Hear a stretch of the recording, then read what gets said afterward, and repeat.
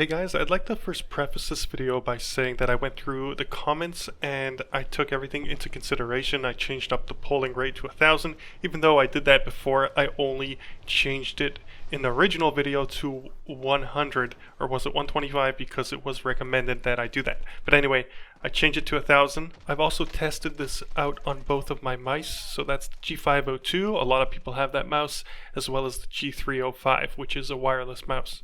And I do also want to say that for those who don't have this issue, that's fantastic. I'm just giving over my personal experience when using the keyboard and mouse on an Xbox Series X. So anyway, let's start the video. Hey, what's up guys? Welcome back to my channel, Z here, and this video is going to be a revisited video on the Xbox Series X using a mouse and keyboard.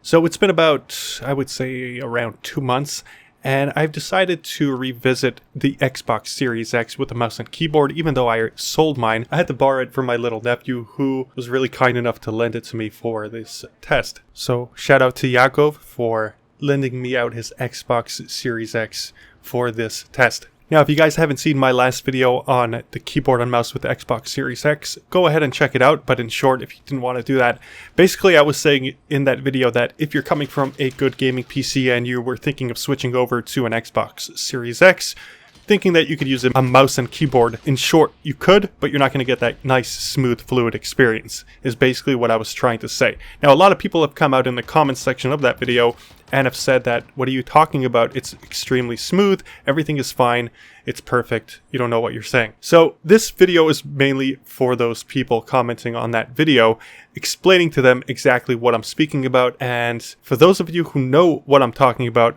you guys are probably coming from a gaming PC, so you know exactly what I'm talking about.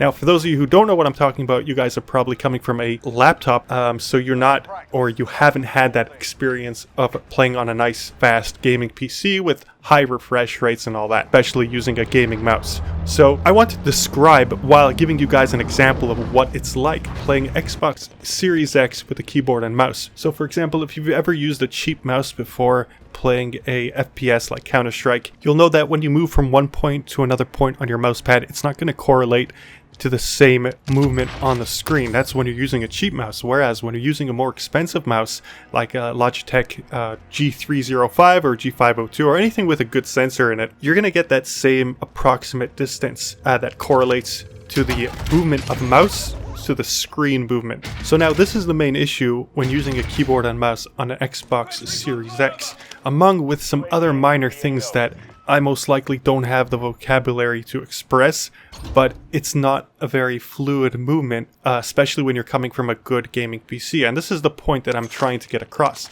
If you're coming from a laptop, then for sure, go ahead, get that Xbox Series X. You might not even notice any difference at all whatsoever. But if you have a good gaming PC, and I'm talking about like at least minimum a Core i5 with a good video card, minimum a 580, the AMD 580 or a 1060, then you will notice a difference when you pop in that keyboard and mouse. You're going to notice a decrease in your accuracy when you're trying to aim, when you're trying to move around and everything of that sort. With the keyboard, not so much, mainly with the mouse movements, you are going to notice a difference. Now, it's not a huge deal, but for me, it was a definite deal breaker, since I do like to play more on the competitive side, and I do like to have that edge when playing. And for me personally, I notice a difference. Some of you out there don't notice a difference. I've played with people who have used keyboards and mice on their older Xbox One S, and they didn't notice any difference or any sort of non-fluid movement. So I guess for those guys out there, if you guys are coming again from a laptop, or you've never really had that gaming experience on a good, powerful gaming PC, then go for it. You're not going to notice a difference. And honestly, again, as I've said this in my previous video, the Xbox Series X is a very powerful, great, amazing gaming console. So again, that's the point I'm trying to get across, that if you're coming from a powerful gaming PC to an Xbox Series X, you will notice a difference, especially if you plan on using a mouse and a keyboard, and you're expecting that fluidity that you experienced on a powerful gaming PC. So that's pretty much it of this video. I just wanted to revisit that, and I hope you guys enjoyed watching this video as much as I enjoyed making it. Thank you so much for watching. I'll catch you on the flip side. Peace.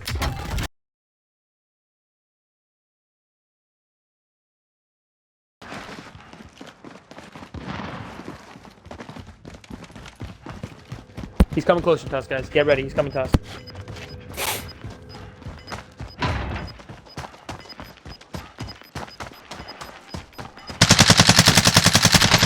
Gas is inbound. Marking new safe zone.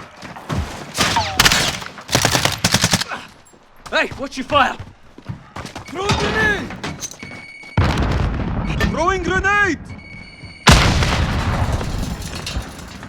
Enemy UAV overhead.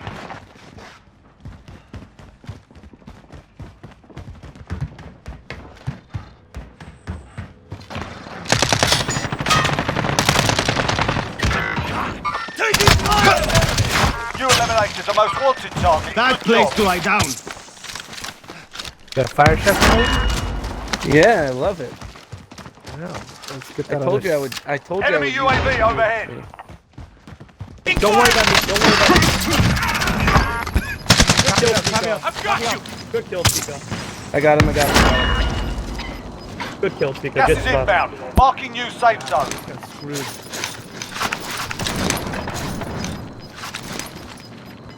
All guys, get ready to move. Then you're going into. You've got gas moving in.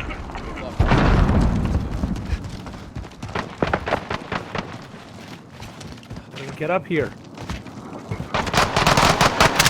Five remain. Great shot.